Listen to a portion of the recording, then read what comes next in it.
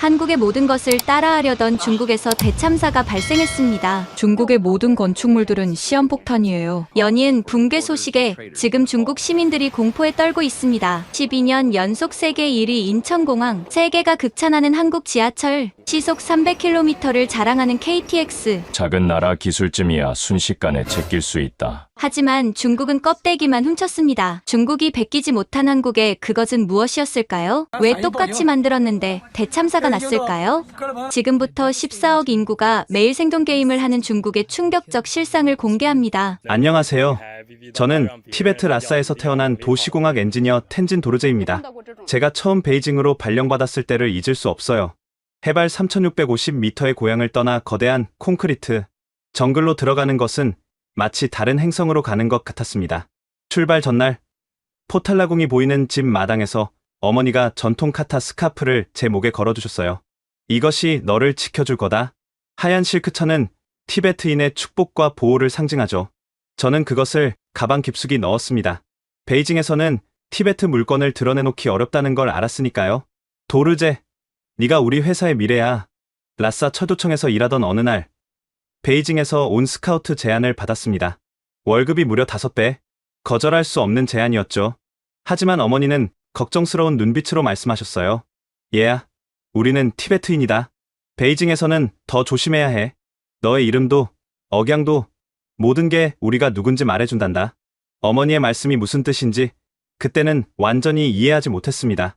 저는 그저 제 실력만 있으면 된다고 생각했거든요. 라싸에서 칭하이 티베트 철도 프로젝트에 참여하면서 쌓은 경험이 있었고, 특히 고산지대의 특수한 환경에서 안전 시스템을 설계한 경력이 인정받았으니까요. 베이징 수도공항에 도착했을 때 숨이 막혔습니다. 문자 그대로요. 고산지대에서 자란 제게 낮은 지대의 공기는 너무 답답했고 매연 냄새는 코를 찔렀습니다. 틸레이, 티베트어로 산의 숨결이란 뜻이죠. 고향에서는 매일 아침 신선한 틸레이를 마시며 하루를 시작했는데 여기서는 그런 게 없었어요. 회사 기숙사는 생각보다 좋았어요. 하지만 룸메이트가 제 이름을 보더니 이상한 표정을 지었습니다. 텐진 도르제? 티베트 이름이네. 그의 눈빛이 순간 차가워졌어요. 마치 제가 그의 공간을 침범한 것처럼요. 우리 할아버지가 티베트 주둔군이었어. 50년대의 말이지. 무슨 의미인지 알았습니다. 1959년 우리 민족의 아픈 역사를 그는 자랑스럽게 말하고 있었죠. 그 순간부터 저는 그 티베트인이 되었습니다. 동료들은 겉으로는 친절했지만 뒤에서는 수군거렸죠. 티베트 놈이 무슨 지하철을 안다고? 아마 소수민족 특별 전형으로 들어왔겠지. 조심해. 분리주의자일지도 몰라. 점심시간마다 저는 혼자 앉았습니다. 동료들이 돼지고기 요리를 먹을 때 저는 채식 도시락을 먹었죠. 불교도인 우리 가족의 전통이었지만 그들에게는 또 다른 이상함이었습니다. 뭐야? 고기도 안 먹어? 역시 티베트인들은 이상해. 저는 더 열심히 일했습니다. 새벽 5시에 출근해서 밤 11시에 퇴근했어요. 제 실력을 증명하고 싶었거든요. 매일 밤 기숙사로 돌아와서는 어머니가 챙겨주신 카타를 만지며 기도했습니다. 부처님, 제게 힘을 주세요. 그러던 어느 날 부서장이 저를 불렀습니다. 도르제, 큰 프로젝트가 있다. 자네가 적임자야. 심장이 뛰기 시작했습니다. 드디어 기회가 온 거예요. 베이징 지하철 대확장 프로젝트다. 500km 신규 노선, 300개 역사, 세계 최대 규모야.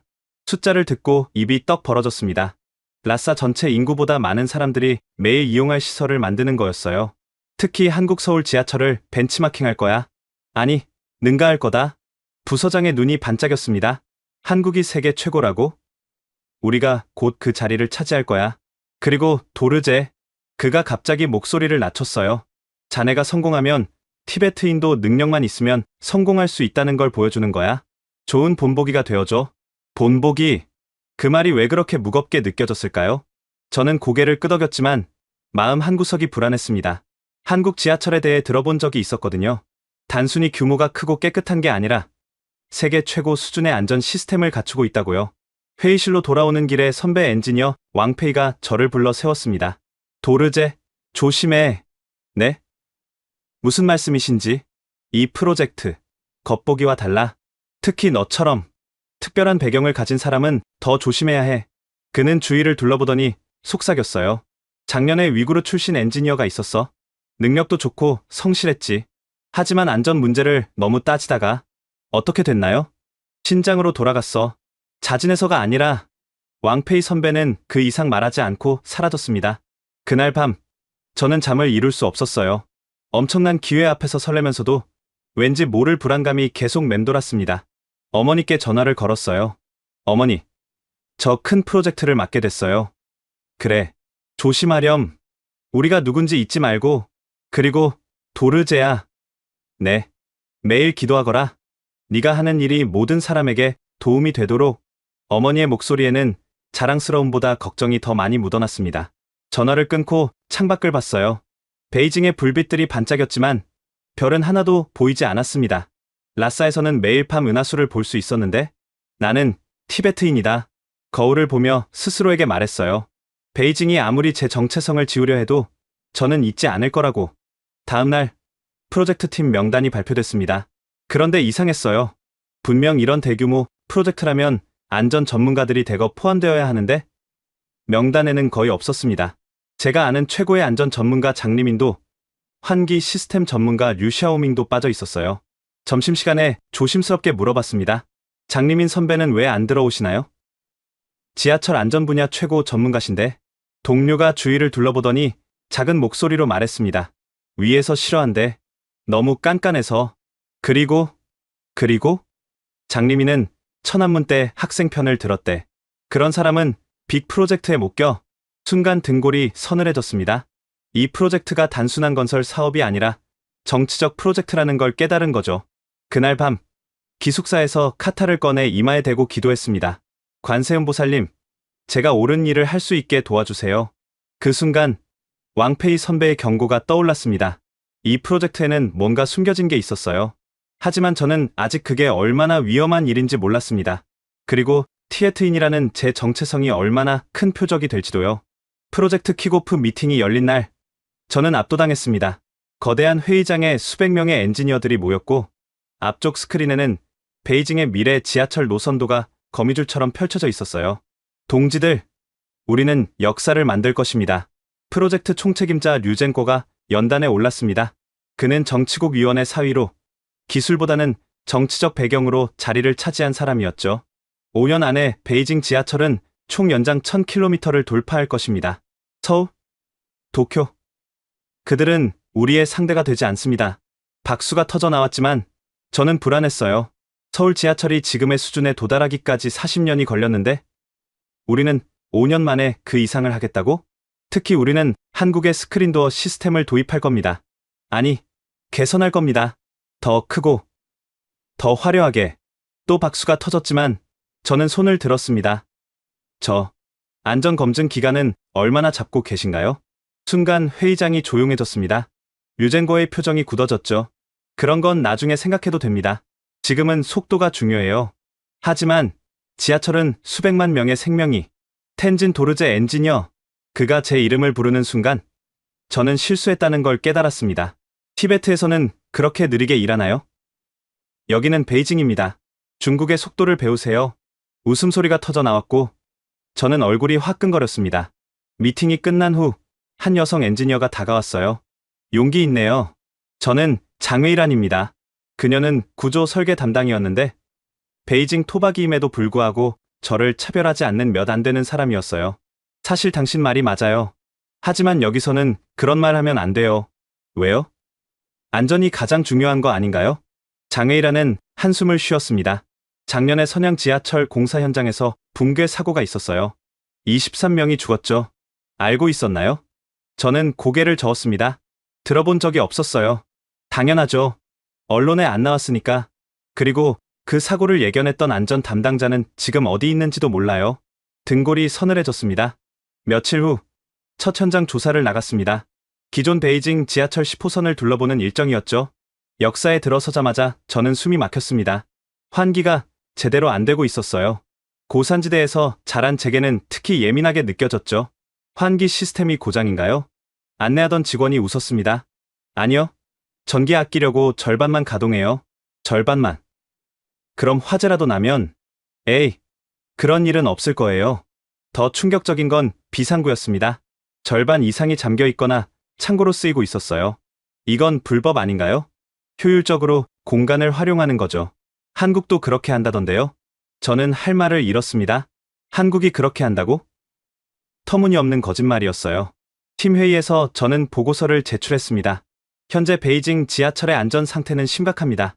새 노선을 만들기 전에 기존 시설부터. 도르제, 류젠거가 소리쳤습니다. 당신은 왜 자꾸 부정적인 얘기만 하나요? 우리는 앞으로 나아가야 합니다. 하지만 이대로는 티베트로 돌아가고 싶나요? 그 한마디에 저는 입을 다물 수밖에 없었습니다. 그건 단순한 질문이 아니라 협박이었으니까요. 그날 밤, 장의란이 조용히 찾아왔습니다. 포기하지 마요. 방법을 찾아봐요. 무슨 방법이 있겠어요? 전 그저 티베트에서 온 엔지니어일 뿐인데, 아니에요. 당신은 유일하게 진실을 말하는 사람이에요. 그녀의 눈빛에는 진심이 담겨 있었습니다. 사실 저도 불안해요. 매일 그 지하철을 타는 사람으로서. 하지만 아무도 들으려 하지 않아요. 우리는 비공식적으로 안전 문제를 조사하기로 했습니다. 위험한 일이었지만 누군가는 해야 했으니까요. 다음 주 충격적인 발표가 있었습니다. 한국 방문단을 구성합니다. 서울 지하철을 직접 보고 배워올 겁니다. 저는 손을 들었습니다. 저도 가고 싶습니다. 류젠거가 비웃었습니다. 티베트인이 한국에 가서 뭘 배우겠다고? 당신은 여기서 도면이나 그려요. 결국 방문단에는 류젠거의 측근들만 포함됐습니다. 기술자보다는 정치적 인물들이 대부분이었죠. 일주일 후 그들이 돌아왔을 때 가져온 건 사진뿐이었습니다. 보세요. 한국 지하철입니다. 우리는 이보다 2배는 화려하게 만들 겁니다. 사진 속 서울 지하철은 정말 깨끗하고 현대적이었어요. 하지만 정작 중요한 안전 시스템이나 운영 노하우에 대한 자료는 하나도 없었습니다. 저는 혼자 인터넷으로 한국 지하철을 조사하기 시작했습니다. 그리고 놀라운 사실을 발견했어요. 한국은 2003년 대구 지하철 참사 이후 안전 시스템을 완전히 개편했다는 거였습니다. 모든 역사에 스크린도어를 설치하고 실시간 모니터링 시스템을 구축하고 정기적인 안전 훈련을 실시하고. 이런 자료를 왜 안 가져왔을까? 장회일환이 쓴웃음을 지었습니다. 가져왔겠죠. 하지만 보여주고 싶지 않은 거예요. 돈이 너무 많이 드니까. 저는 깨달았습니다. 이 프로젝트는 처음부터 안전이 아니라 치적을 위한 것이었다는 걸. 하지만 이미 시작된 일을 막을 수는 없었어요. 할 수 있는 건 최선을 다해 조금이라도 안전하게 만드는 것뿐이었습니다. 그런데 도르제 씨, 한국인과 우리 만주족이 같은 조상이라는 거 알아요? 장회일환이 갑자기 말했습니다. 네. 우리 할머니가 그러시는데 만주족이나 한국인이나 모두 단군왕검의 후손이래요. 고구려도 우리 공동의 역사고. 그래서요? 그래서 한국의 성공이 부럽기도 하고 질투도 나는 거죠. 같은 뿌리인데 왜 그들만? 그녀의 말에는 복잡한 감정이 담겨 있었습니다. 그리고 그것이 이 프로젝트의 또 다른 동력이라는 걸 깨달았죠. 프로젝트가 본격화되면서 이상한 일들이 연속으로 일어났습니다. 먼저 안전 관련 예산이 대폭 삭감됐어요. 원래 계획의 30% 수준으로 줄어들었죠. 대신 역사 내부 장식과 광고판 설치 예산은 2배로 늘어났습니다. 화려하면 뭐해요? 사람이 죽으면. 제가 항의하자 류젠거는 냉소적으로 웃었습니다. 도르제, 당신은 너무 비관적이야. 중국인들은 강해요. 작은 사고 정도는 견딜 수 있습니다. 작은 사고라니요. 지하철 사고가 작을 수가 있나요? 더 충격적인 건 다음 주에 일어났습니다. 프로젝트 팀에서 안전 전문가들이 하나둘 사라지기 시작한 거예요. 환기 시스템 전문가 류샤오밍은 갑자기 허베이성으로 전근을 갔고 전기 안전 담당자 술리는 병가를 낸 후 돌아오지 않았습니다. 이상하지 않아요? 제가 장회일환에게 물었을 때 그녀는 주위를 둘러보며 목소리를 낮췄습니다. 술리가 병가 낸 게 아니에요. 해고당한 거예요. 왜요? 스크린도어 전기 용량이 부족하다고 보고서를 올렸대요. 그랬더니 다음날 소름이 돋았습니다. 안전 문제를 제기하면 해고. 이게 현실이었어요. 그때 왕페이 선배가 다시 나타났습니다. 그는 여전히 프로젝트에 참여하고 있었지만 예전과 달리 말이 없고 수척해 보였어요. 도르제, 잠깐 얘기 좀 하자. 회사 옥상으로 올라간 그는 담배를 피우며 말했습니다. 내가 20년 동안 지하철 설계를 했어. 베이징, 상하이, 광저우 다 해봤지? 네, 알고 있습니다. 선배님은 최고 전문가시잖아요. 그가 쓴웃음을 지었습니다. 최고 전문가? 난 그저 입 다물고 있는 기술자일 뿐이야.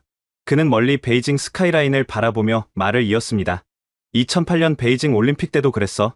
무리하게 지하철을 확장했지. 그때도 안전 문제를 제기했다가 내 동료 하나가 실종됐어. 실종이요? 공식적으로는 교통사고. 하지만 다들 알아. 입을 다물라는 경고였다는 걸. 왕페이 선배는 담배를 끄며 제 어깨를 잡았습니다. 특히 너 같은 티베트인은 더 조심해야 해. 그들에게 넌 언제든 희생시킬 수 있는 타겟이야. 그럼 어떻게 해야 하나요? 살고 싶으면 입 다물고 시키는 대로 해. 하지만 그는 잠시 망설이다가 작은 종이를 건넸습니다. 정말 위험하다고 생각되면 이 번호로 연락해. 해외 언론사야. 저는 놀라 그를 쳐다봤습니다. 선배님도 그들과 쉿. 아무한테도 말하지 마.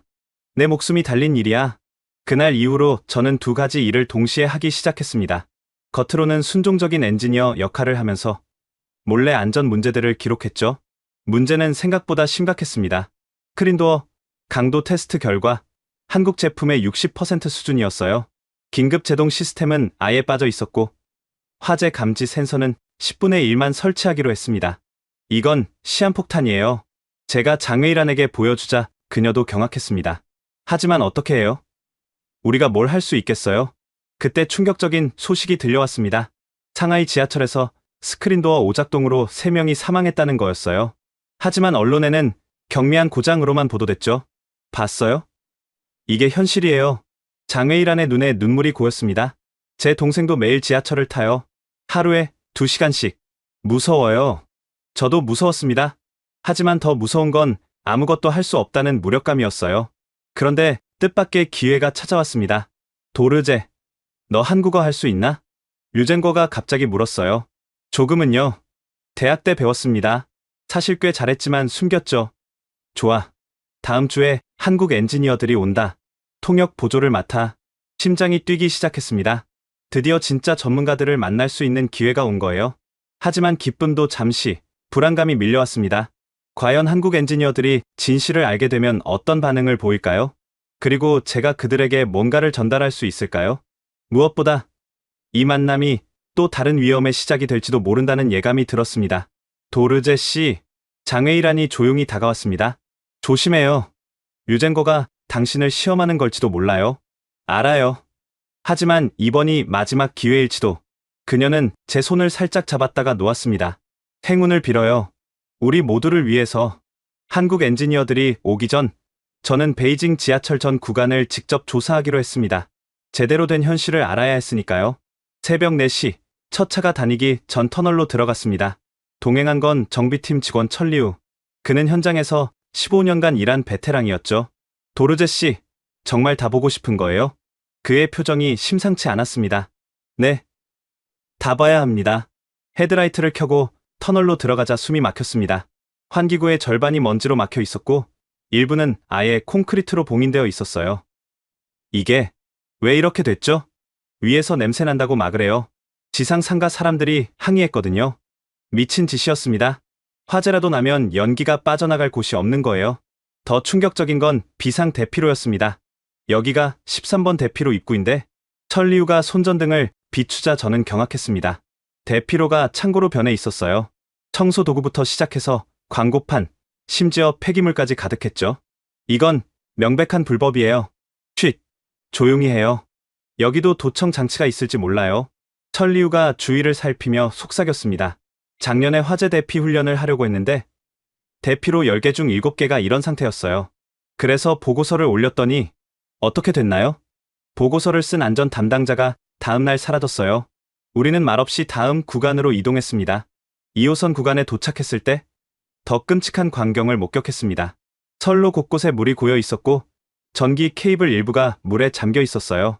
이건 감전사고 위험이 올해만 3번 있었어요.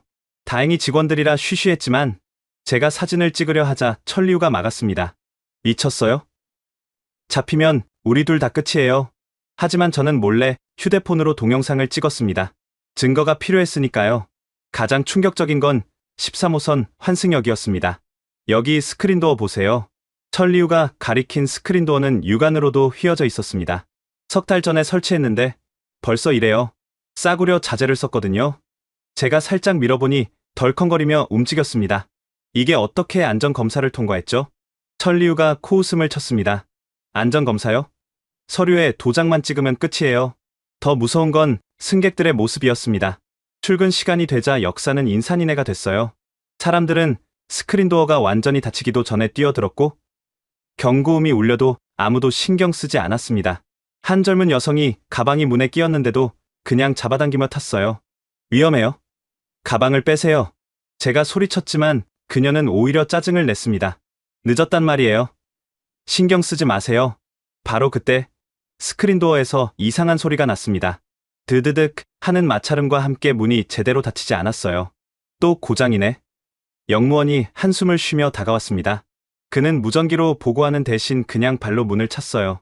이렇게 하면 안 돼요. 그럼 어쩌라고요? 하루에도 수십 번씩 이러는데 열차가 출발하고 난 뒤 저는 영무원과 대화를 나눴습니다. 스크린도어 고장이 자주 있나요? 자주요? 매일이죠. 하지만 보고하면 우리만 혼나요. 정비 불량이라고. 그럼 언제 고치나요? 안 고쳐요. 완전히 망가질 때까지 그냥 둬요. 충격적이었습니다. 한국에서는 작은 이상이라도 즉시 정비한다고 들었는데 점심시간 저는 환승역 대합실로 갔습니다. 거기서 본 광경은 더 가관이었어요. 비상구 앞에 노점상들이 좌판을 펼쳐놓고 있었습니다. 여기 비상구인데 비켜주세요. 뭐가 어때서요? 10년째 여기서 장사하는데 한 번도 문제 없었어요. 심지어 비상구 손잡이는 녹이 슬어 있었고 열리지도 않았습니다. 화장실 옆 전기실은 더 심각했습니다. 문이 열려 있어서 들어가 봤더니 전선들이 엉망으로 얽혀 있었고 일부는 피복이 벗겨져 있었어요. 이건 화재 위험이. 나가. 여기 출입 금지야. 갑자기 나타난 보안 요원이 소리쳤습니다. 저는 엔지니어입니다. 안전 점검을. 닥치고 나가. 그는 제 티베트 억양을 알아채고는 더 거칠게 밀어냈습니다. 시골놈이 뭘 안다고 참견이야. 회사로 돌아온 저는 곧바로 보고서를 작성했습니다. 하지만 장외일안이 말렸어요. 소용없어요. 류젠거가 묵살할 거예요. 그럼 어떻게 하죠? 이대로 두면. 바로 그때 뜻밖의 전화가 왔습니다. 도르제 씨? 저는 한국에서 온 김혜원입니다. 내일 뵙게 될 텐데. 미리 통화하고 싶어서요. 순간 심장이 뛰었습니다. 아, 네. 반갑습니다. 베이징 지하철 자료를 미리 검토했는데 좀 이상한 점이 있어서요. 혹시 현장 상황을 솔직히 알려주실 수 있을까요? 저는 주위를 살폈습니다. 도청이 있을 수도 있었으니까요. 내일 직접 뵙고 말씀드릴게요. 알겠습니다. 그런데 도르제 씨, 한 가지만 물어봐도 될까요? 네. 정말로 스크린도어 안전 기준을 충족했나요? 순간 할 말을 잃었습니다. 그는 이미 뭔가를 알고 있는 것 같았어요. 내일 모든 걸 보여드리겠습니다. 전화를 끊고 나서 저는 결심했습니다. 한국 엔지니어들에게 진실을 알려야 한다고. 그것이 수백만 베이징 시민들을 구할 유일한 방법일지도 모르니까요. 하지만 그 결정이 제 인생을 완전히 바꿔놓을 줄은 그때만 해도 몰랐습니다. 그날 밤 왕페이 선배가 찾아왔습니다. 도르제, 내일 조심해. 한국팀 일정에 감시요원이 붙을 거야. 어떻게 아세요? 내가 사고 전에 미리 USB에 자료를 백업해뒀어. 혹시 내게 무슨 일이 생기면. 그는 작은 봉투를 건넸습니다. 이걸 믿을 만한 사람에게 전해줘. 모든 증거가 들어있어. 불길한 예감이 들었지만 저는 봉투를 받았습니다. 선배님, 조심하세요. 이미 늦었어. 하지만 너라도. 그의 눈에는 결연함이 담겨 있었습니다. 다음 날 아침, 베이징 서우두 공항에 한국 엔지니어 팀이 도착했습니다. 김혜원 수석 엔지니어를 비롯해 5명의 전문가들. 그들의 첫인상은 제 예상과 달랐어요. 화려한 양복 대신 실용적인 작업복을 입고 있었고 거만한 태도 대신 겸손한 미소를 띠고 있었죠. 안녕하세요. 텐진 도르제 씨, 김혜원입니다. 악수를 나누는 순간 그의 손에서 굳은 살이 느껴졌습니다. 현장을 아는 진짜 엔지니어였어요. 공항에서 호텔로 가는 길, 류젠거는 자랑을 늘어놓기 바빴습니다. 우리는 5년 안에 서울을 능가할 겁니다. 규모도, 기술도. 하지만 김혜원은 조용히 창밖을 보고 있었어요. 그의 시선이 멈춘 곳은 도로 위 교통 체증이었습니다. 지하철이 더 필요하겠네요. 맞습니다. 그래서 우리가 대규모 확장을. 아니요. 제 말은 안전한 지하철이 필요하다는 뜻입니다. 순간 차 안이 조용해졌습니다. 첫 일정은 베이징 지하철 통제센터 방문이었어요. 류젠거는 최신 설비를 자랑했지만 한국팀은 다른 것에 주목했습니다. 비상대응 매뉴얼을 볼 수 있을까요? 김혜원의 팀원이 물었어요. 그런 건 나중에 보여드리죠. 화재 발생 시 대피 시뮬레이션 자료는요. 그것도 나중에. 한국팀의 표정이 점점 심각해졌습니다. 오후에는 현장 시찰이 있었어요. 10호선 구어마오역, 베이징에서 가장 현대적이라는 역이었죠. 스크린도어 앞에서 김혜원이 멈춰섰습니다. 그는 장갑을 끼고 문을 자세히 살폈어요. 도르제 씨, 이거 보이시나요? 그가 가리킨 곳에는 미세한 균열이 있었습니다. 금속 피로 현상이네요. 얼마나 됐죠? 6개월입니다. 6개월? 그는 놀란 눈으로 저를 봤습니다. 서울에서는 10년 된 스크린도어도 이런 균열이 없는데 유젠거가 끼어들었습니다. 중국 제품이라 더 저렴합니다. 경제적이죠? 경제적이라. 김혜원이 쓴웃음을 지었어요. 2003년 대구 지하철 참사 아시나요? 갑자기 분위기가 무거워졌습니다. 192명이 죽었습니다. 그 이후 한국은 모든 걸 바꿨어요. 돈이 문제가 아니라는 걸 깨달았으니까요. 그는 스크린도어를 다시 한번 살피며 말했습니다. 한 사람의 생명을 돈으로 계산할 수 있습니까? 류젠거는 불편한 기색을 보였지만 저는 가슴이 뜨거워졌어요. 드디어 제 생각을 이해하는 사람을 만난 거였죠. 저녁 식사 때 저는 김혜원 옆자리에 앉을 기회를 얻었습니다. 도르제 씨는 티베트 출신이시라고요? 네. 라싸에서 왔습니다. 고산 철도 전문가시겠네요. 그런 분이 왜 베이징 지하철에? 저는 잠시 망설이다가 솔직히 말했습니다. 누군가는 안전을 지켜야 한다고 생각했습니다. 그가 제 눈을 똑바로 봤어요. 하지만 힘드시죠? 그 한마디에 눈물이 날 뻔했습니다. 처음으로 제 마음을 알아주는 사람을 만난 거예요. 김 선생님, 한국은 어떻게 안전 문화를 만들었나요? 그는 잠시 생각하더니 휴대폰을 꺼냈습니다. 이걸 보세요. 화면에는 서울 지하철 안전훈련 영상이 있었어요. 직원들뿐만 아니라 일반 시민들도 참여하고 있었죠. 매달 합니다. 귀찮아하는 사람도 있지만 다들 왜 필요한지 알아요. 시민들이 자발적으로 참여하나요? 대구 참사 이후로는 그래요. 그때 깨달았거든요. 시설만으로는 안 된다는 걸. 그는 목소리를 낮추며 제게 물었습니다. 오늘 본 것 중에 정말 위험한 게 있었나요? 저는 주위를 살피고 작은 목소리로 답했습니다. 너무 많아서 어디서부터 말해야 할지. 내일 자유 시간이 있을 텐데. 진짜 현장을 보여주실 수 있나요? 심장이 뛰었습니다. 위험한 제안이었지만 알겠습니다. 다음날 새벽 저는 김혜원과 그의 팀원 2명을 몰래 만났습니다.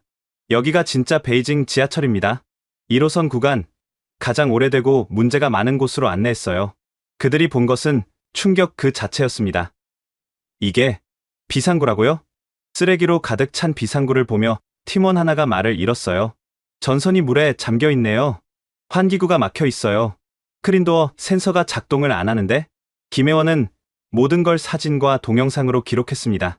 도르제 씨, 이런 상태로 운행하면 대형 사고는 시간 문제예요. 알고 있습니다. 하지만 아무도 듣지 않아요. 그때 한 팀원이 물었습니다. 한국 기술을 도입한다고 하지 않았나요? 저는 씁쓸하게 웃었습니다. 겉모습만요. 스크린도어도 모양만 비슷하게 만들었죠. 김혜원이 한숨을 쉬었습니다. 우리가 기술 이전할 때 가장 강조한 게 안전 시스템인데 그런 건 빼고 만들었어요. 비싸다고요. 돌아오는 길에 김혜원이 제게 말했습니다. 도르제 씨, 제가 도울 수 있는 게 있을까요? 어떻게요? 공식 보고서에 이 내용을 넣겠습니다. 물론 압력이 있겠지만 위험하실 텐데 한국도 많은 희생 뒤에 배웠습니다. 다른 나라가 같은 실수를 반복하는 걸 보고만 있을 수 없어요. 그의 말에 희망이 생겼습니다. 하지만 동시에 불안했어요. 과연 그의 보고서가 뭔가를 바꿀 수 있을까요? 그날 오후 공식 회의가 있었습니다. 김혜원은 침착하게 기술적 조언을 했지만 핵심은 분명했어요. 안전 시스템 없는 스크린도어는 흉기입니다. 비상 대피로 확보는 선택이 아닌 필수입니다. 정기적인 안전 훈련 없이는 어떤 시스템도 무용지물입니다. 류젠거의 얼굴이 점점 붉어졌지만 반박할 수 없었어요. 모든 지적이 정확했으니까요. 회의가 끝나고 김혜원이 제게 다가왔습니다. 도르제 씨, 이 자료를 드릴게요. 그것은 한국 지하철 안전 매뉴얼 전체였습니다. 한글과 영어, 중국어로 번역된 완전한 자료였죠. 이걸 왜 제게? 당신이 유일하게 이걸 제대로 사용할 사람 같아서요. 마지막 날 공항에서 작별 인사를 나눴습니다. 김혜원은 제 손을 꽉 잡으며 말했습니다. 포기하지 마세요. 언젠가는 바뀔 겁니다.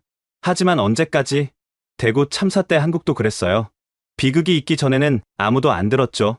하지만 도르제 씨 같은 사람이 있다면 그 비극을 막을 수도 있을 겁니다. 그는 명함을 건네며 덧붙였습니다. 어려운 일이 있으면 연락하세요. 같은 엔지니어로서 돕겠습니다. 한국팀이 떠나고 저는 그들이 남긴 자료를 보며 결심했습니다. 할 수 있는 모든 것을 다 해보기로. 설령 그것이 제 미래를 위험에 빠뜨리더라도 말이죠. 하지만 제가 몰랐던 것은 진짜 위험은 이제부터 시작이라는 거였습니다. 그런데 김 선생님, 떠나기 전에 제가 물었습니다. 한국인들도 우리와 같은 조상을 가졌다고 들었는데요. 만주족과 한국인 모두 단군왕검의 후손이라고. 김혜원이 미소를 지었습니다. 그래서 더 안타까워요. 같은 뿌리에서 나왔는데 왜 이렇게 다른 길을 가는지. 하지만 그래서 더 도와야죠. 형제니까요. 그의 말이 가슴에 남았습니다. 같은 뿌리, 다른 길. 하지만 언젠가는 다시 만날 수 있을 거라는 희망도 함께요. 한국팀이 떠난 뒤 회사 분위기가 완전히 바뀌었습니다. 도르제, 내 사무실로 와. 류젠거의 목소리에는 분노가 가득했어요. 네가 한국 놈들에게 뭘 보여줬어? 저는 단지 닥쳐. 네가 몰래 그들을 데리고 다닌 거 다 알아. CCTV에 찍혔던 모양입니다. 티베트 놈이 감히 나를 배신해? 그는 책상을 내리쳤습니다. 너 같은 놈 때문에 우리 프로젝트가 욕을 먹잖아. 하지만 안전 문제는 사실. 안전? 그딴 게 뭐가 중요해? 중요한 건 속도야. 5년 안에 완성해야 한다고. 그때 문이 열리고 낯선 사람들이 들어왔습니다. 당 간부들이었어요. 텐진 도르제, 당신은 국가 기밀을 유출한 혐의를 받고 있습니다. 기밀이요? 전단지 안전 문제를. 한국에 우리의 약점을 노출시켰소. 이는 반역행위요. 식은땀이 흘렀습니다. 중국에서 반역이라는 단어가 얼마나 무서운지 알았으니까요. 일주일 내에 보고서를 제출하시오. 한국팀과 무슨 얘기를 했는지 모두. 그들이 나간 뒤 류젠거가 비웃었습니다. 봤지? 이게 네가 자초한 일이야. 사무실을 나오자 장외일환이 기다리고 있었어요. 들었어요. 정말 위험해요. 어떡하죠? 일단 피하세요. 그리고 그녀는 주위를 살피며 속삭였습니다. 프로젝트가 완전히 바뀐대요. 한국 것 베끼기로 했다면서요. 그게 무슨... 다음날 전체 회의에서 충격적인 발표가 있었습니다.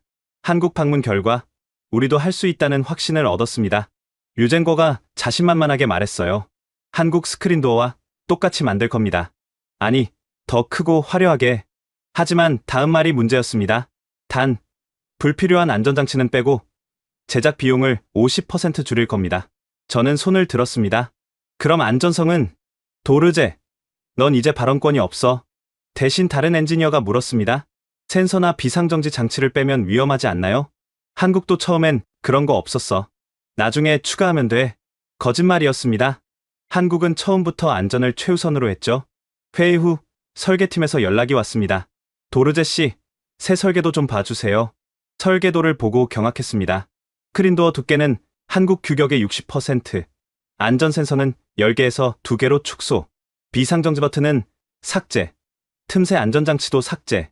이건 자살행위예요. 위에서 결정한 거예요. 우리가 뭘... 더 충격적인 건 시공업체 선정이었습니다. 낙찰자는 화롱건설. 화롱건설은 류젠거의 처남이 운영하는 회사였어요. 건설 경험도 없는 곳이었죠. 밤늦게 왕페이 선배가 찾아왔습니다. 도르제, 큰일이야. 무슨 일이신데요? 화롱건설이 하청을 또 하청 주고 있어. 최종 시공사는 농촌 인부들을 쓰는 영세업체야. 그럼 품질 관리가 불가능하지. 그리고 그는 서류를 보여줬습니다. 스크린도어 유리도 안전유리가 아니라 일반 유리래. 미치겠었습니다. 일반 유리가 깨지면 날카로운 파편이. 이걸 막아야 해요. 어떻게? 네가 지금 무슨 처지인지 알아? 맞았습니다. 저는 이미 감시받는 몸이었어요. 하지만 포기할 수 없었습니다. 몰래 김혜원에게 이메일을 보냈어요. 김 선생님, 상황이 더 나빠졌습니다. 그들이 한국 기술을 흉내만 내고 있어요. 안전장치는 다 빼고. 답장은 빨리 왔습니다. 도르제 씨, 우리도 압력을 받고 있습니다. 공식적으로는 도울 수 없지만 여기 국제안전기준 자료를 보냅니다. 이걸로라도 설득해보세요. 하지만 그 자료를 쓸 기회는 없었습니다. 다음날 제 사무실이 텅 비어 있었어요. 도르제 씨? 인사팀에서 기다려요. 청천벽력 같은 통보를 받았습니다. 당신은 프로젝트에서 제외됐습니다. 그리고 시안 지사로 정근입니다. 시안이요? 그건 좌천. 내일까지 짐 싸세요. 돌아서는데 장외일환이 울고 있었어요. 이제 누가 안전을 지키죠? 장 선생님이라도. 저도 경고받았어요. 한 번만 더 문제 제기하면 해고한대요. 그날 밤 짐을 싸면서 많은 생각이 들었습니다. 포기해야 할까? 하지만 그럼 누가? 갑자기 전화가 울렸습니다. 모르는 번호였어요. 도르제 씨? 저는 베이징 시민 안전 모임입니다. 네. 당신이 올린 자료들 봤습니다. 우리와 함께 싸우시겠습니까? 알고 보니 제가 몰래 인터넷에 올린 사진들이 퍼지고 있었던 거예요. 하지만 전 이제 시안으로. 시안에도 지하철이 있죠. 거기서도 할 일이 있을 겁니다. 희망이 생겼습니다. 혼자가 아니었어요.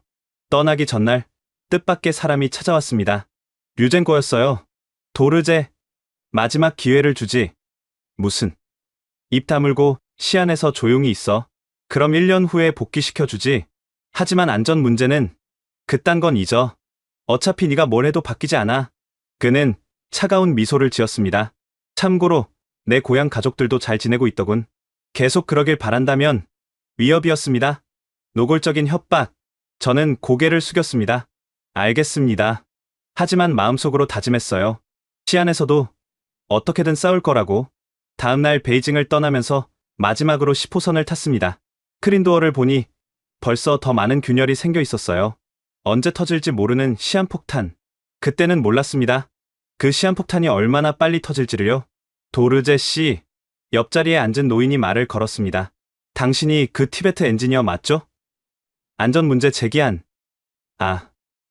네. 고맙소. 누군가는 목소리를 내야 하니까. 노인은 제 손을 잡았습니다. 내 손자도 매일 이 지하철을 타오. 당신 덕분에 조금은 안심이 돼요. 눈물이 났습니다. 제가 한 일이 헛되지 않았구나. 하지만 조심하시오. 이 나라에서 진실을 말하는 건 위험한 일이니까. 노인의 충고가 마음에 남았습니다. 시안행 기차에서 왕페이 선배가 남긴 USB를 다시 봤습니다. 그 안에는 제가 상상한 것보다 더 충격적인 자료들이 있었어요. 크린도어뿐만 아니라 전체 시스템이 부실했습니다. 신호 체계, 전력 시스템, 환기 시스템, 모든 게 최저가 입찰로 엉터리였죠. 이건 정말 대형 참사가 일어날 수밖에 없어. 하지만 이미 베이징을 떠난 저로서는 할 수 있는 게 없었습니다. 아니, 정말 그럴까요? 시안에 도착하자마자 저는 새로운 계획을 세웠습니다. 베이징에서 못한 일을 여기서라도 하겠다고. 그리고 언젠가는 이 모든 진실이 밝혀질 거라고 믿으면서 시안으로 좌천된 지 한 달. 베이징에서 연락이 왔습니다. 도르제? 나야. 장웨이란. 목소리가 떨리고 있었어요. 왕페이 선배가 실종됐어. 뭐라고요? 일주일째 출근 안 하고 연락도 안 돼. 가족들도 모른대. 불길한 예감이 들었습니다. 왕페이 선배는 마지막으로 뭔가 큰 걸 준비한다고 했었는데 혹시 선배가 뭘 하려고 했는지 알아요? 내부 고발. 하려고 했대. 크린도어 부실 시공 자료를 모았다고. 그날 밤 제 휴대폰에 이상한 문자가 왔습니다. 입 다물어. 내 차례가 될 수도 있다. 발신자 표시 제한이었어요. 하지만 저는 멈출 수 없었습니다. 시안 지하철도 조사하기 시작했죠. 놀랍게도 시안은 베이징보다 더 심각했어요. 2호선 공사 현장에서 일하는 인부를 만났습니다. 형님, 이거 스크린도어 설치하는 거 맞아요? 맞긴 뭐가 맞아? 대충 끼워 맞추는 거지. 그는 담배를 피우며 푸념했어요. 나사도 절반만 채우래. 어차피 겉으로 안 보인다고. 그럼 위험하지 않아요? 나야 돈 받고 일하는 사람이고 위에서 시키는 대로 하는 거지. 증거를 수집하던 중 뜻밖의 연락을 받았습니다. 도르제 씨? 저는 왕페이의 동료입니다.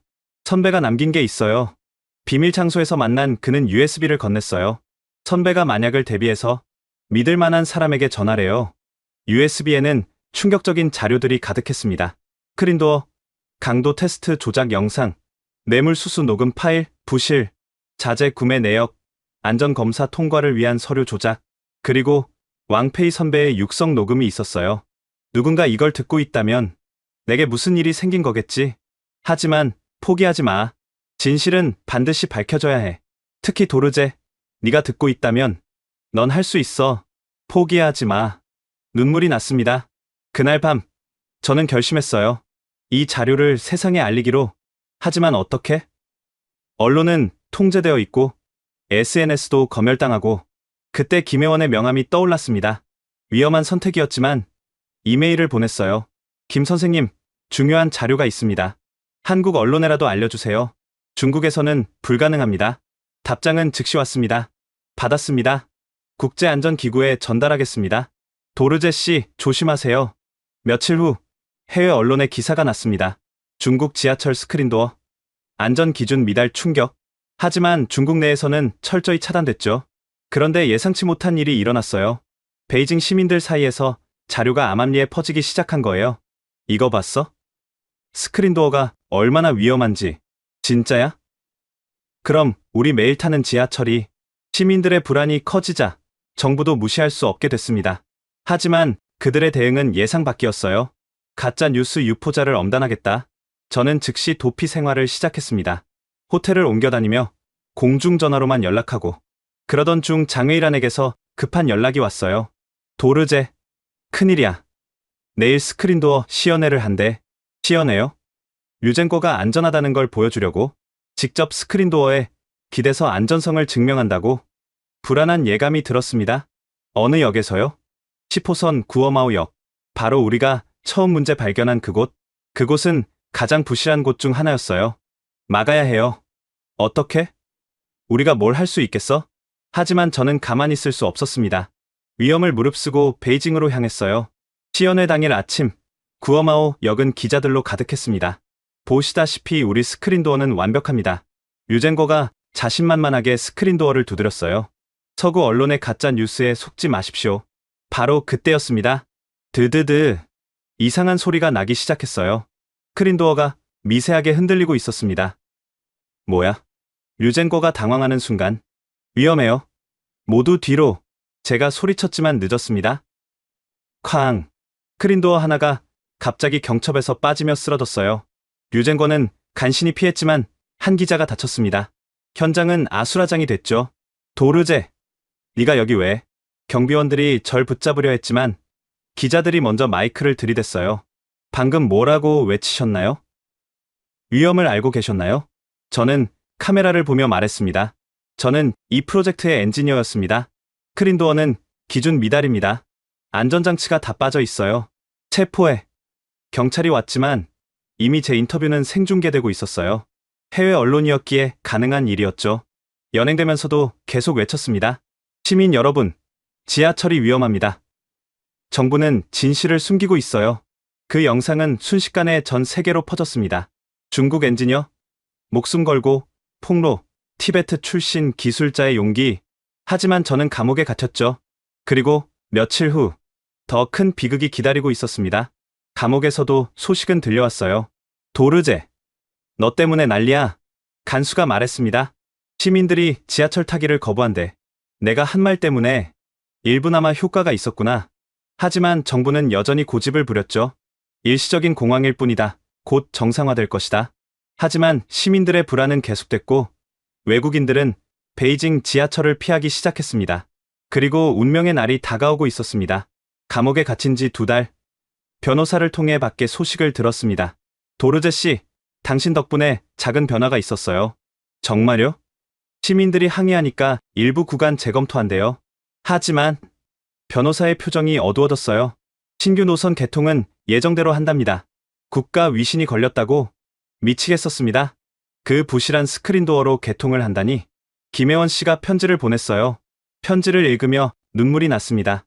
도르제 씨, 당신의 용기에 감동했습니다. 한국 언론도 크게 보도했어요. 포기하지 마세요.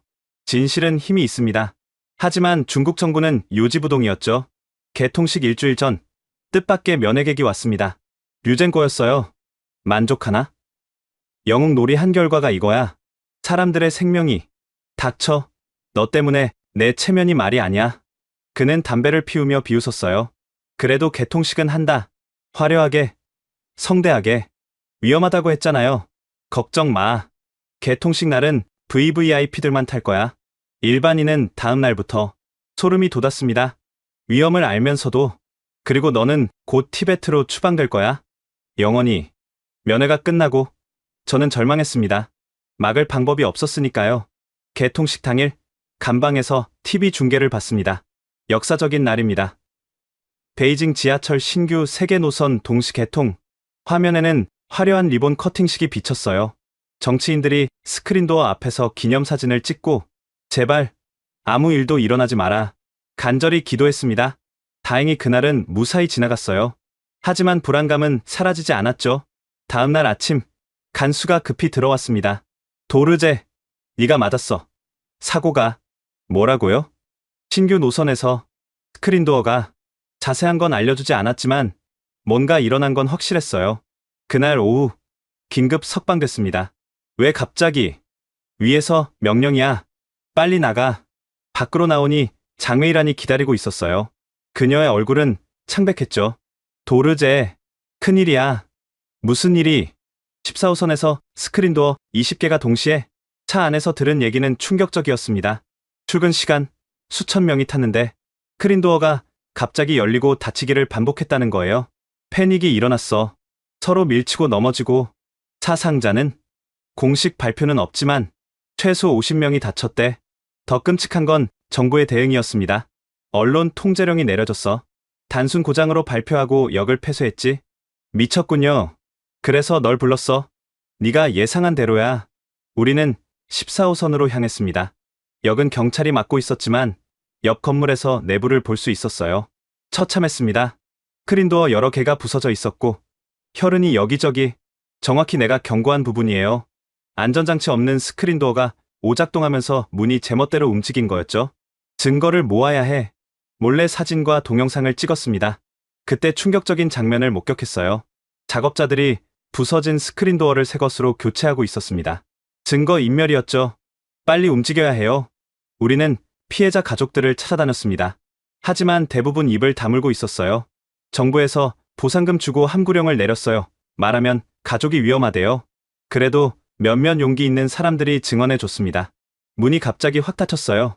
아이가 낄 뻔했는데 비명 소리가 아직도 귀에 생생해요.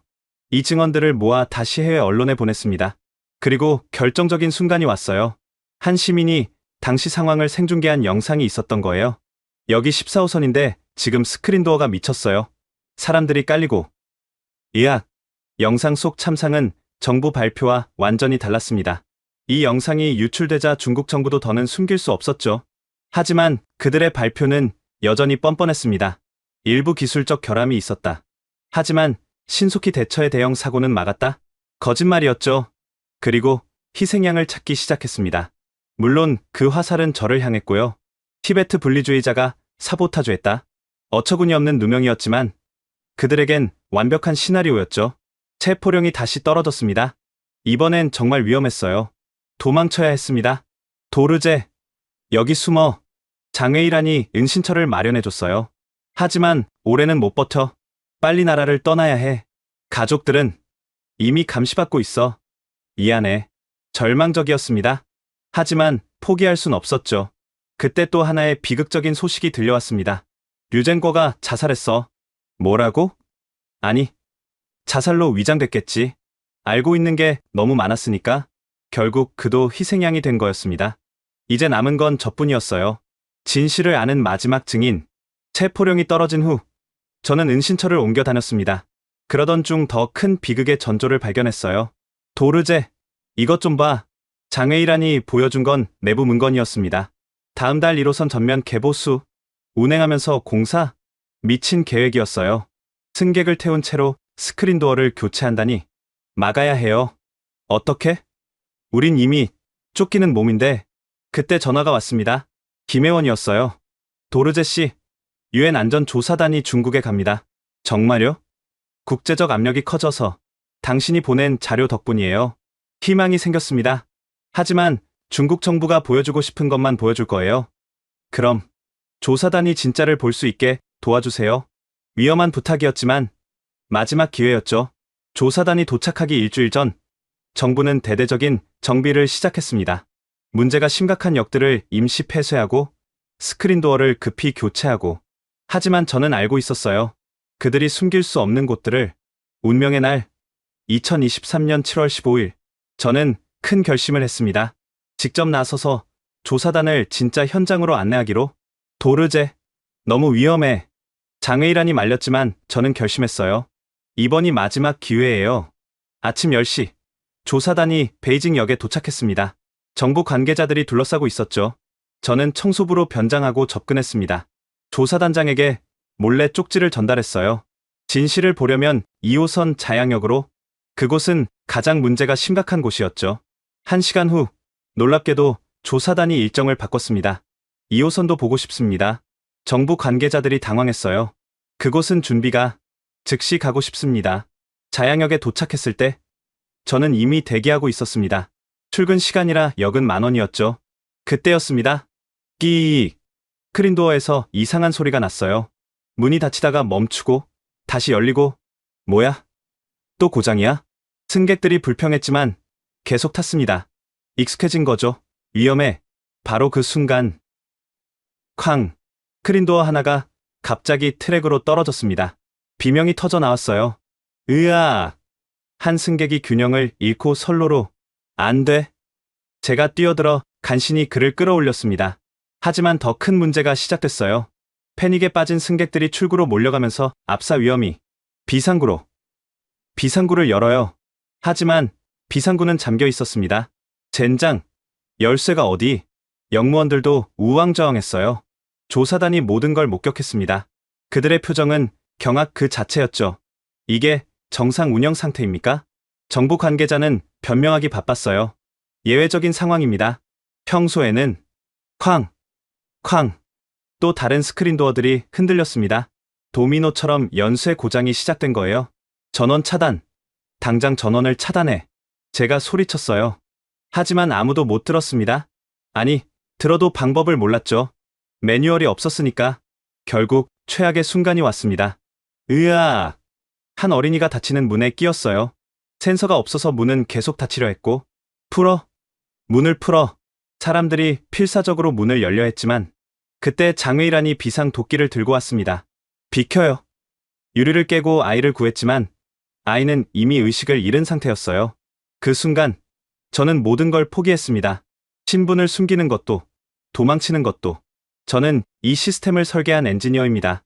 조사단 앞에서 외쳤어요. 이 모든 걸 예견했습니다. 하지만 정부는 묵살했어요. 경찰이 저를 체포하려 했지만 조사단이 막았습니다. 이 사람은 중요한 증인입니다. 카메라가 돌아갔고 전 세계가 지켜봤죠. 그때 정전이 됐습니다. 캄캄한 어둠 속에서 더 큰 비명이. 비상등마저 작동하지 않았어요. 예산 절감으로 설치하지 않았으니까. 스마트폰 불빛에 의존해 대피하는 사람들. 그 와중에 또 사고가. 30분 만에 전기가 들어왔을 때 역은 아수라장이었습니다. 부상자가 속출했고 실신한 사람들이 여기저기. 조사단장이 제게 다가왔습니다. 당신이 텐진 도르제 씨군요. 보고서 잘 봤습니다. 이제 믿으시나요? 그는 고개를 끄덕였어요. 이건 시스템의 완전한 실패입니다. 즉각 조치가 필요해요. 하지만 중국 정부는 여전히 버텼습니다. 단순 정전 사고다. 티베트 테러리스트의 소행이다.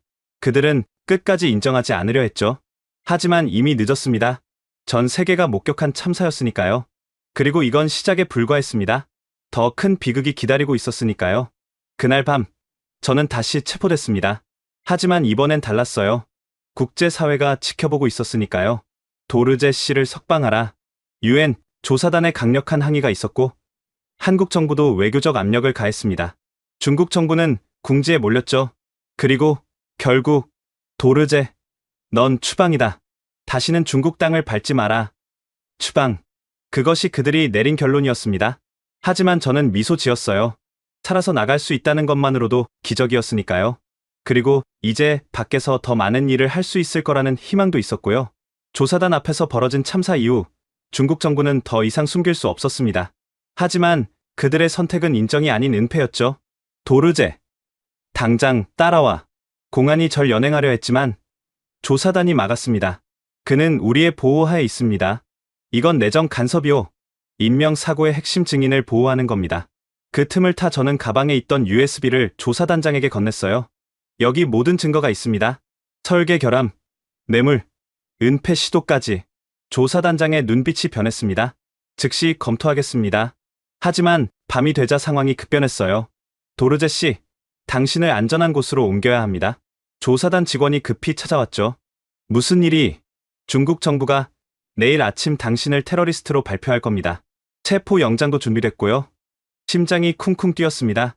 가족들은 이미 라싸의 가족들도 감시받고 있어요. 그때 장웨이란에게서 전화가 왔습니다. 도르제, 류젠거가 자살했어. 뭐라고? 아니, 자살로 위장된. 진실을 아는 사람들이 하나둘 사라지고 있어. 소름이 돋았습니다. 류젠거도 결국 희생양이 된 거죠. 너도 조심해. 나도 숨을 거야. 그리고 그녀의 목소리가 떨렸어요. 고마웠어. 함께 싸워줘서. 그것이 마지막 통화였습니다. 새벽 3시, 조사단의 도움으로 은신처를 옮겼어요. 그곳에서 저는 마지막 보고서를 작성했습니다. 진실의 무게라는 제목으로. 진실의 무게. 저는 티베트 출신 엔지니어 텐진 도르제입니다. 2년 전, 저는 꿈을 안고 베이징에 왔습니다. 세계 최고의 지하철을 만들겠다는 꿈. 하지만 마주한 현실은 악몽이었습니다.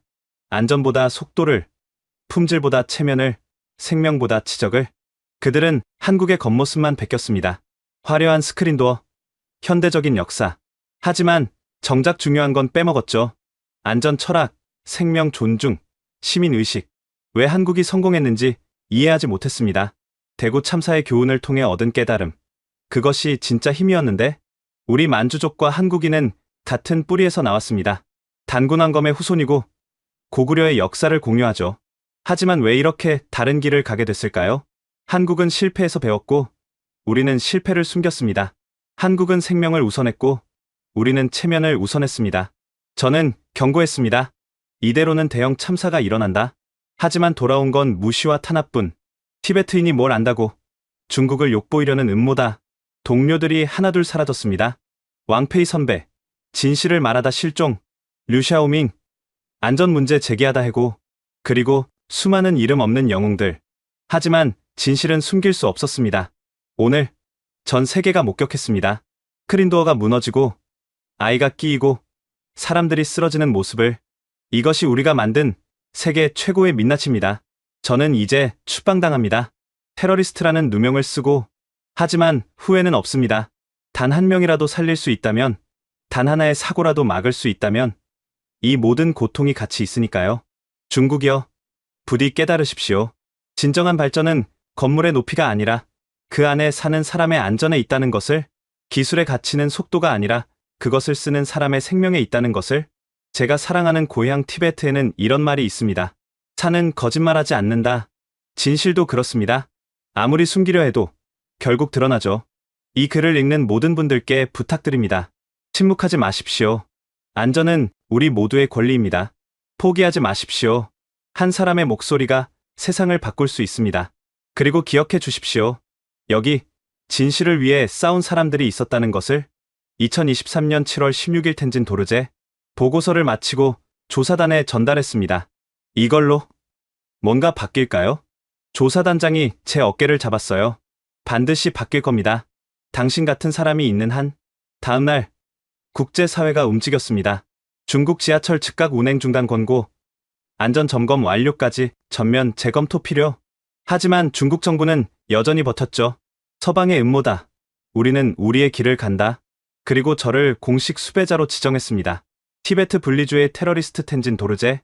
웃기는 일이었어요. 사람을 구하려 했다고 테러리스트라니? 김혜원이 긴급 연락을 해왔습니다. 도르제 씨, 한국으로 오세요. 망명을 도와드릴게요. 하지만 가족도 함께 모시겠습니다. 인도, 경유로. 눈물이 났습니다. 처음 만났을 때부터 저를 이해해준 그였기에. 탈출 전날 밤, 마지막으로 베이징 야경을 봤습니다. 불과 2년 전, 희망을 안고 왔던 이 도시. 이제는 악몽의 도시가 되어버렸죠. 언젠가는 돌아올 수 있을까? 아니, 돌아올 때는 달라져 있기를. 안전이 최우선인 도시로. 새벽, 조사단 차량에 몸을 싣고 공항으로 향했습니다. 중국을 떠나면서 창밖을 봤어요. 여전히 많은 사람들이 지하철로 향하고 있었죠. 그들이 무사하기를 간절히 기도했습니다. 그리고 다짐했어요. 어디에 있든 계속 싸울 거라고. 안전한 세상을 위해, 진실을 위해. 그것이 엔지니어의 사명이니까요. 공항에서 마지막으로 장웨이란과 통화했습니다. 조심해서 가. 그리고 알아요. 계속 싸울게요. 우리가 같은 조상을 가진 만주족이든 한족이든 티베트인이든 결국 우리는 모두 사람이야. 그것만 기억해. 그녀의 말이 가슴에 남았습니다. 비행기가 이륙하면서 베이징이 멀어졌어요. 하지만 저는 알고 있었습니다. 이것이 끝이 아니라 새로운 시작이라는 것을. 인천공항에 도착했을 때 김혜원이 기다리고 있었습니다. 어서 오세요. 도르제 씨. 이제 안전합니다. 안전하다는 그 한마디에 무너져 내렸어요. 2년간의 긴장이 한순간에 풀렸죠. 가족은 인도에서 안전하게 대기 중입니다. 곧 합류할 거예요. 한국 정부는 저를 인도적 체류자로 받아들였습니다. 공식 난민 지위는 아니었지만 충분했어요. 우선 쉬세요. 그리고 김혜원이 서류를 건넸습니다. 한국철도공사에서 안전 컨설턴트 제안이 왔어요. 믿기지 않았습니다. 수배자에서 전문가로 하루아침에. 일주일 후 어머니와 동생이 도착했어요. 도르제야. 어머니는 말없이 절 안아주셨습니다. 잘했다. 네가 옳았어. 그 한마디가 모든 걸 보상해줬어요. 한국 생활은 낯설지만 평화로웠습니다. 무엇보다 말할 자유가 있다는 게 좋았죠. 첫 출근 날 한국철도공사 안전팀에서 환영해줬어요. 중국의 경험을 공유해주세요. 우리도 배울 점이 있을 겁니다. 배울 점이라니 실패에서도 배운다는 자세가 인상적이었죠. 첫 프로젝트는 해외 사례 분석이었습니다. 제 경험을 바탕으로 한 안전 매뉴얼 개선이었죠. 도르제 씨가 지적한 맹점들, 우리도 재점검이 필요합니다. 그들은 실패를 두려워하지 않았어요. 오히려 적극적으로 개선점을 찾았죠. 그러던 중 충격적인 소식이 들려왔습니다. 베이징 지하철 1호선 대형 참사. 제가 경고했던 그대로였어요. 300명 사상, 중국 역사상 최악의 지하철 사고. 가슴이 찢어졌습니다. 막을 수 있었는데. 김혜원이 위로했어요. 당신은 최선을 다했어요. 듣지 않은 건 그들의 선택이었죠. 사고 이후 국제사회의 압력이 거세졌습니다. 결국 중국도 굴복했어요. 전면적인 안전 점검과 시스템 개편을 약속했죠. 아이러니하게도 그들이 참고한 건 제가 남긴 보고서들이었습니다. 텐진 도르제의 경고를 무시한 데가. 해외 언론들은 그렇게 보도했죠. 6개월 후 뜻밖의 연락이 왔습니다. 도르제 씨? 장외일환이에요. 살아있었어요. 지금 홍콩에 있어요. 겨우 빠져나왔죠. 그녀도 진실을 증언하고 탈출한 거였습니다. 한국에 갈 수 있을까요? 물론이죠. 도와드릴게요. 한 명씩 진실을 아는 사람들이 모였습니다. 우리는 안전을 위한 엔지니어 모임을 만들었죠. 중국뿐 아니라 전 세계의 안전 문제를 감시하고 고발하는 NGO였습니다. 첫 번째 프로젝트는 백서 발간이었어요. 침묵의 대가 베이징 지하철 참사의 교훈. 전 세계 20개국 언어로 번역됐죠. 중국 정부는 여전히 저를 수배 중이었지만 이제는 두렵지 않았어요. 진실의 편에 선 사람들이 있었으니까요. 1년 후 믿기 힘든 일이 일어났습니다. 중국 내부 고발자가 보낸 이메일이었어요. 당신이 옳았습니다. 이제 우리도 바뀌고 있어요. 당신의 이름을 공개적으로 말할 순 없지만 모두가 그 티베트 엔지니어를 기억합니다. 눈물이 났어요. 헛되지 않았구나. 그 모든 고통이. 현재 저는 서울에서 가족과 함께 살고 있습니다. 낮에는 안전 컨설턴트로, 밤에는 NGO 활동가로 바쁜 나날이죠. 가끔 고향 라싸가 그립습니다. 하지만 후회는 없어요. 여기서도 할 일이 있으니까요. 안전한 세상을 만드는 일, 그리고 언젠가는 돌아갈 겁니다. 더 나은 중국, 더 안전한 티베트로. 그때까지 여기서 배우고 준비하겠습니다. 한국이 가르쳐준 것처럼 실패에서 배우고 비극을 예방하는 법을. 그것이 진짜 엔지니어의 길이니까요. 장외일환도 이제 한국에 정착했습니다. 그녀는 안전교육 전문가가 되어 한국과 중국을 오가며 강의를 하고 있죠. 우리 조상이 정말 같은 뿌리였다면 언젠가는 다시 하나가 될 수 있겠죠. 그녀의 말처럼 저도 그날을 기다립니다. 안전이 최우선이 되는 그날을. 지금까지 텐진 도르제 씨의 이야기 어떠셨나요? 한 사람의 양심이 얼마나 큰 변화를 만들 수 있는지 보여주는 사례였습니다. 안전은 기술이 아니라 철학이며 발전은 속도가 아니라 생명을 존중하는 마음에서 시작된다는 교훈을 남겼죠. 여러분의 일터는 안전한가요? 주변에서 위험을 보고도 침묵하고 있지는 않나요? 작은 목소리가 큰 변화를 만듭니다. 이 이야기가 마음에 드셨다면 좋아요와 구독 부탁드립니다.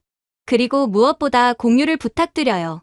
안전 불감증에 경종을 울리기 위해 이 이야기를 널리 알려주세요. 감사합니다. 지금까지 코리아 원더풀이었습니다. 감사합니다. 감사합니다. 감사합니다. 감사합니다. 감사합니다.